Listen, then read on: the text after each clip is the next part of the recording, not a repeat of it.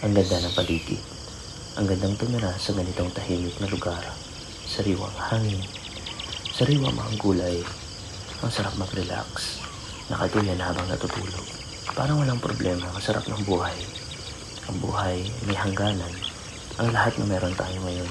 Pera, kapangyarihan, kadakilaan, magandang mukha, magandang pangangatawan, lahat ay maglalaho at may hangganan.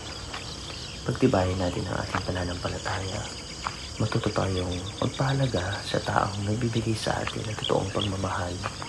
Yung taong kaya kang isakripisyo. Yung taong ibinigay na sa'yo lahat, pero hindi mo pa rin nakikita. Mahalin natin sila at ibigay natin ang respeto at halaga para sa kanila. Tara na guys, samahan niyo ako sa aking munting paraiso.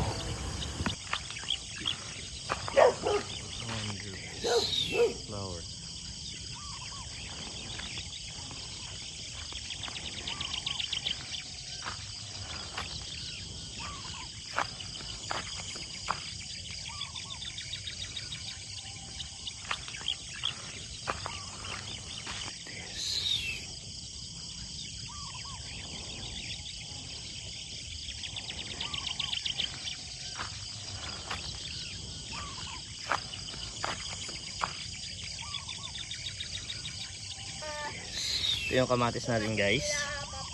Wow. Diba? Kita mo naman. Panalo.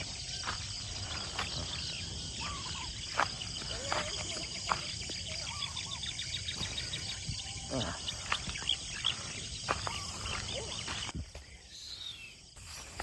Yan, mga hinog na. Hinog na yung mga kamatis natin. Diba? Oh yeah. Oh yeah. Oh yeah. Hinog na yung mga kamatis. Agpuros tayo manamnama. Oh yeah.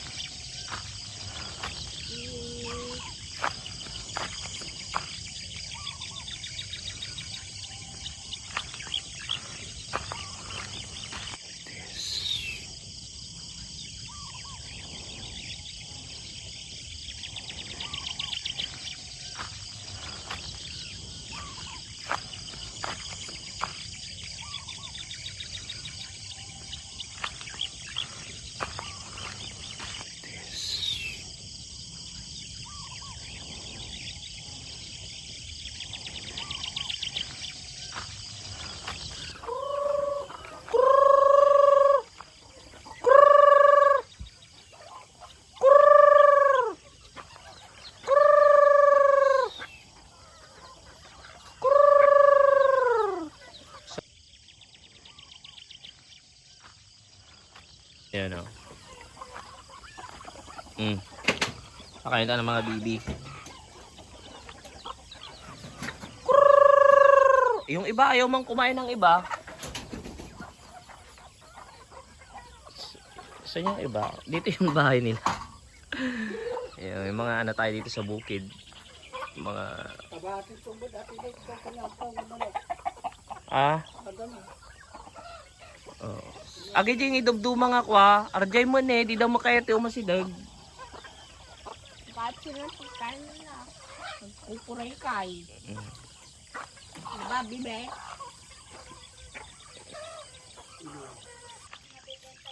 Ay, kur? Ano bang gagas? Ano bang? Ano bang? Ano dito? Ang tawag dito? Pagaw? Ano Tagalog na ataya ba? Pugo. Ito ba yung pugo? Ay, Iba pa yan. ay, hindi pala ito yung pugo.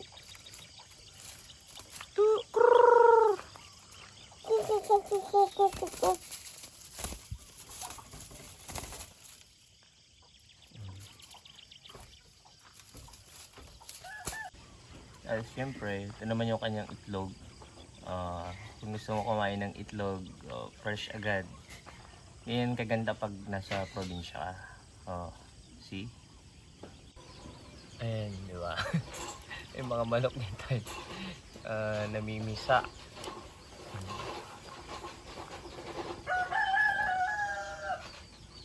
Of course, meron tayong kambing. Ayun.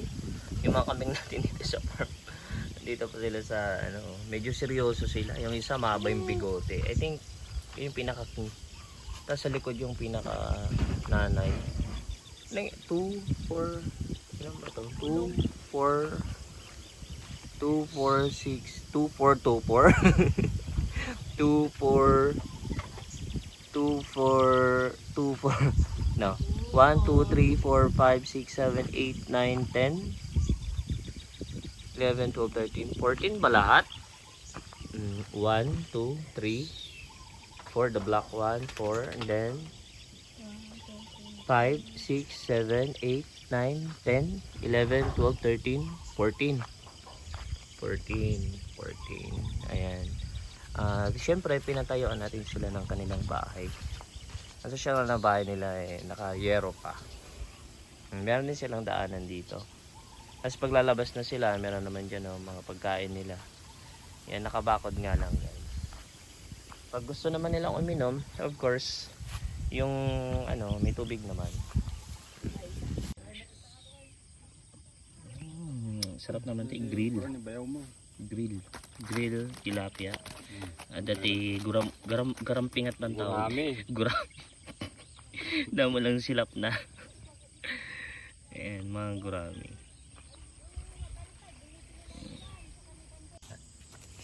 Wow, tilapia. Ayan, ito guys, yung nakukuha natin dito sa farm. Konti-konti lang naman para hindi maubos. Yan, masarap yan ipaksiw, sabawan, yan, kasi malinis dito Tapos, Wow. Manong nga po ate, may isang kastoy. Yung isang ganito guys. Imagine mo, nasa 1 half nasurok na na siya. kagudwa. Kulang 1 nga half. 3-4. Imagine mo, no? Dalawang tilapia lang. Ayan, 1 kilo in 1/4 na. Ayan yung tilapia sa natin, sa pond, sa farm natin. O, diba? Na ito tsaka malinis, kita mo. Imagine mo, yung kamay ko. Natin. Mas malaki pa yung tilapia sa kamay ko. Imagine mo yung half kilo. Mahigit ko lang na 3/4. Pero pag yung isang ganito, automatic, this is absolutely 3/4, right? 3/4 na yun, no? Laki ng tilapia natin. Yes, kung meron tayong sweet potato, meron tayong kasaba. Yan. Kamote din to guys. So ito yung masarap pag gagataan mo na yan.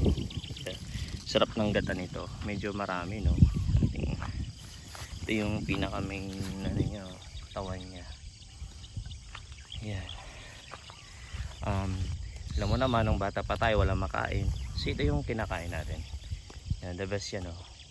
Talbos ng kamote. Every morning guys, as your breakfast, of course, you need to eat more kind of vegetables that full of nutrients and vitamins. This is what we call the potato.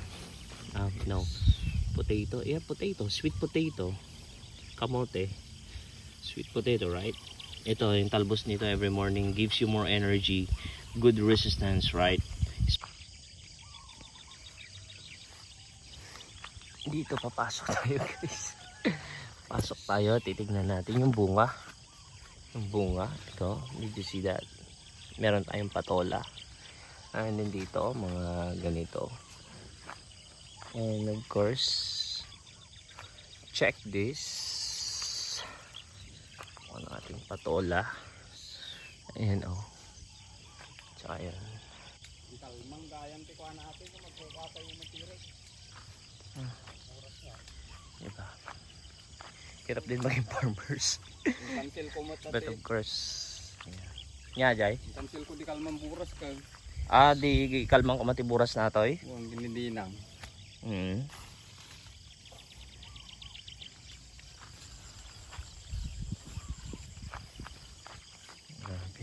Uwan nga rod. Alaan na mamin ni Kwate ya. Ipag. Mga bandal, basi kailang. Manati kailangan na ya. Guys, mag-harvest tayo ng sitaw for this time. Alug gaya mo, nagado alugal. Aking sister. Hindi nga nangalan ni Bayaw di Kalman. Dalawa. Tidog. Masanda tanim po yung Mr. Jai. Medyo mahaba yung sitaw natin. To those who are farmers, yan, medyo masarap sa pakiramdam pag mag-harvest ka na eh. Yeah, after all the challenges, so harvesting time is the best. Meron na dito. Di madingan na burasan. Yan. Okay. Let me check the other side na hindi pa raw naburasan in Ilocano, yun naburasan. Ayan si Bayaw.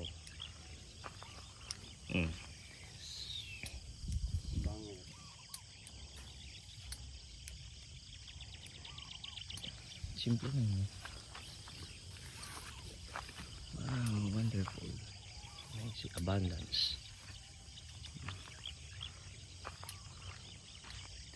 Dami. Naka-zoom in pala ako.